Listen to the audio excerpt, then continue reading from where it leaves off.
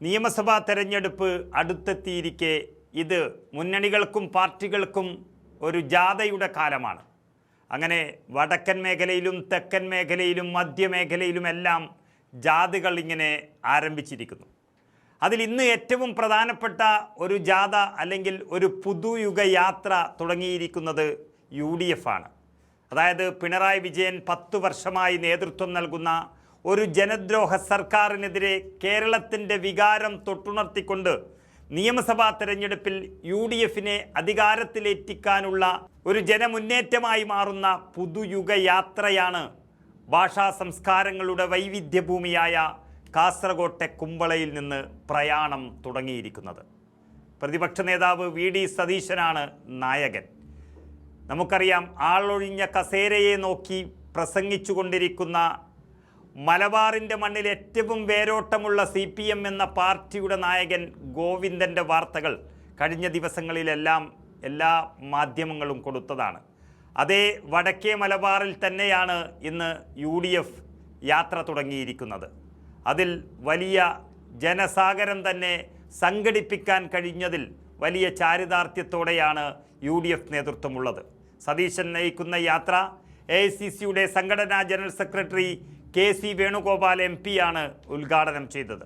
കഴിഞ്ഞ 10 വർഷം കേരളം ഭരിച്ച് മുടിച്ച് അഴിമതി മാത്രം മുഖമുദ്രയാക്കി മാറ്റിയും ജനതയെ ദ്രോഹിച്ചൊരു സർക്കാരിനെ താഴെ ഇറങ്ങുന്നതിന് വേണ്ടിയുള്ള പടയോട്ടമായി ഈ പുതുയുഗ യാത്ര മാറുമെന്നാണ് UDF അവകാശപ്പെടുന്നത്. രാഷ്ട്രീയ നിരീക്ഷകരും അത് തന്നെ വിലയിരുത്തുന്നു എന്നാണ് UDFൻ്റെ വാദം. അഴിമതിയും ധൂർത്തും സ്വജനപക്ഷപാതവും മൂലം കേരളത്തെ പിന്നോട്ടടുപ്പിച്ചൊരു സർക്കാരിനെതിരെ വ്യാപക പ്രതിഷേധം ഉയരുന്നൊരു സാഹചര്യത്തിലാണ് പ്രതിപക്ഷ നേതാവിൻ്റെ ഈ യാത്ര എന്നതാണ് ഏറ്റവും പ്രധാനമായി കാണേണ്ടത്. ഒരു മാസം ഈ യാത്ര കേരളത്തിൻ്റെ മണ്ണും മനസ്സും കീഴടക്കിക്കൊണ്ട് യാത്ര നടത്തും എന്നുള്ളതാണ് UDF അറിയിച്ചിരിക്കുന്നത്. അങ്ങനെ തന്നെയാണ് അടുത്ത മാസം 6-ാം തീയതി തിരുവനന്തപുരത്ത് ഇത് സമാപിക്കുകയാണ്. UDFൻ്റെ പ്രമുഖ നേതാക്കൾ മുഴുവൻ സമയവും ഈ യാത്രയിൽ പങ്കെടുക്കുകയാണ്. യാത്രയ്ക്ക് ഇന്ന് രാത്രി കാസർഗോഡ് ടൗണിൽ സ്വീകരണം നൽകും. അതുപോലെ യാത്രയുടെ ഭാഗമായി നാളെ കാസർഗോഡ് ജില്ലയിൽ തന്നെ വിവിധ ഇടങ്ങളിൽ പര്യടനം നടത്തും. അതിനുശേഷം കണ്ണൂർ ജില്ലയിലേക്ക് പ്രവേശിക്കും. തുടർന്ന് കേരളത്തിലുടനീളം ആ യാത്ര സഞ്ചരിക്കും.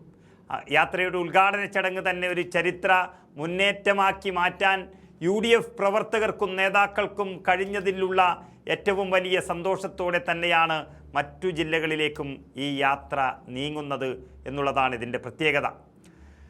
ഏതായാലും 3 ദിവസം മുൻപ് ഇതേ കാസർഗോഡ് വെച്ച് തുടങ്ങിയ LDFൻ്റെ വടക്കൻ മേഖലാ ജാഥ ആളില്ലാ കസേരകളെ കൊണ്ട് നിറയുമ്പോൾ UDFൻ്റെ ഈ യാത്ര വ്യത്യസ്തമാകുന്നത് കേരളം ശ്രദ്ധാപൂർവം തന്നെ ഉറ്റുനോക്കുകയാണ്.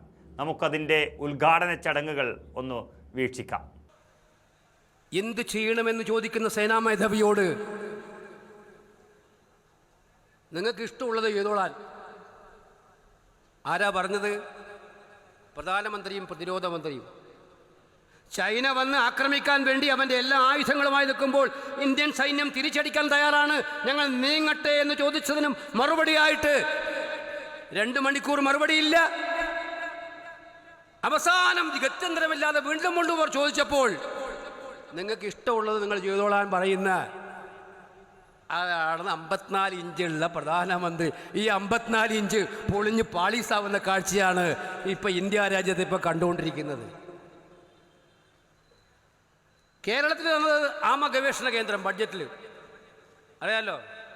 മഞ്ചേശ്വരത്ത് ആമയുണ്ടോ എന്ന് എനിക്കറിയില്ല, കടലിൻ്റെ അടുത്ത് ഉണ്ടാവും.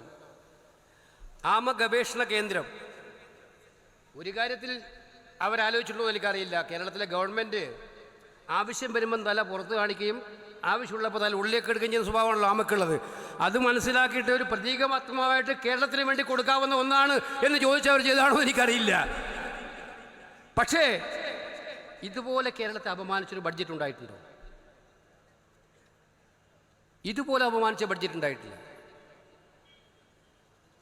കേരള ജനതയോട് ഇൻസൾട്ട് ചെയ്യാൻ നമ്മുടെ പാർലമെൻറ്റിൽ നമ്മുടെ MP മാർ പറഞ്ഞു, മുദ്രാവാക്യം വിളിച്ചു. കേരളം ഇന്ത്യയിലാണെന്ന് നിങ്ങൾക്ക് ബോധ്യമുണ്ടോ എന്ന് ചോദിക്കേണ്ട ഒരവസ്ഥ. ഇത് ഞങ്ങൾ മാത്രം ചോദിച്ചതല്ല, ഓരോ കേരളീയനും അന്ന് മനസ്സിൽ തോന്നിയ ചോദ്യമാണ്, നമ്മുടെ ഇന്ത്യയുടെ ഭാഗമാണോ എന്ന്. അതുപോലെ നമുക്കെതിരായിട്ട് നിന്ന ഒരു ബഡ്ജറ്റായിരുന്നു ഈ ബഡ്ജറ്റ്. ഇതിനെതിരായിട്ട് ശക്തമായ പോരാട്ടം നമ്മൾ പാർലമെന്റിലും പുറത്തും നടത്തിക്കൊണ്ടിരിക്കുകയാണ്. വിട്ടുവീഴ്ചയില്ലാത്ത പോരാട്ടം, ഒരു സംശയവും വേണ്ട. ഇതാരുടെ ഔദാര്യമല്ല, നമ്മൾ കൊടുക്കുന്നുണ്ട് നികുതി ഇന്ത്യ രാജ്യത്തിന്. ആ നികുതിക്കനുസരിച്ച് നമുക്ക് പദ്ധതി തരേണ്ടത് ഔദാര്യമല്ല, നമ്മുടെ അവകാശമാണ്. ഈ അവകാശം പോലും തരാൻ നരേന്ദ്രമോദി കനിയുന്നില്ല എന്ന് വന്നാൽ അത് പിടിച്ചു വാങ്ങാൻ ഉള്ള ആണത്തമുള്ള സർക്കാരായിരിക്കും 3 മാസം കഴിഞ്ഞാൽ കേരളത്തിൽ ഉണ്ടാകാൻ വേണ്ടി പോകുന്നതെന്ന് കൂടി പറയാൻ ഞങ്ങൾ ആഗ്രഹിക്കുകയാണ്.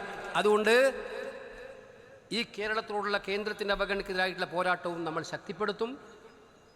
രാജ്യത്തിലെ ജനങ്ങളെ ഭിന്നിപ്പിക്കുന്ന രാഷ്ട്രീയത്തിനെതിരായി ശക്തിപ്പെടുത്തും. ഒപ്പം നാട്ടിൻ്റെ പുരോഗതിയും ക്ഷേമവും ലക്ഷ്യം വെച്ചുകൊണ്ടുള്ള സമഗ്ര പരിപാടിയുമായി മുന്നോട്ട് പോകും. ഈ യാത്ര നിയോജക മണ്ഡലങ്ങൾ താണ്ടി തിരുവനന്തപുരത്ത് എത്തുമ്പോൾ ഒരു സംശയവും വേണ്ട, കേരളം ഒറ്റക്കെട്ടായി ഐക്യജനാധിപത്യ മുന്നണിയിൽ പിന്നിൽ അണിനിരക്കുന്ന രാഷ്ട്രീയ സാഹചര്യം ഉണ്ടാക്കും.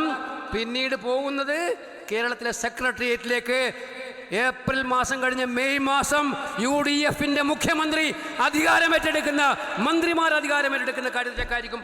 അതിന് തുടക്കം കുറിക്കുന്ന ഉജ്ജ്വലമായ ഈ പരിപാടിക്ക് എല്ലാവിധ അഭിവാദ്യങ്ങളും അർപ്പിച്ചുകൊണ്ട് ഈ സമ്മേളനം ഔപചാരികമായി ഉദ്ഘാടനം ചെയ്യുന്നു. നമസ്കാരം. ജയ് ഹിന്ദ്.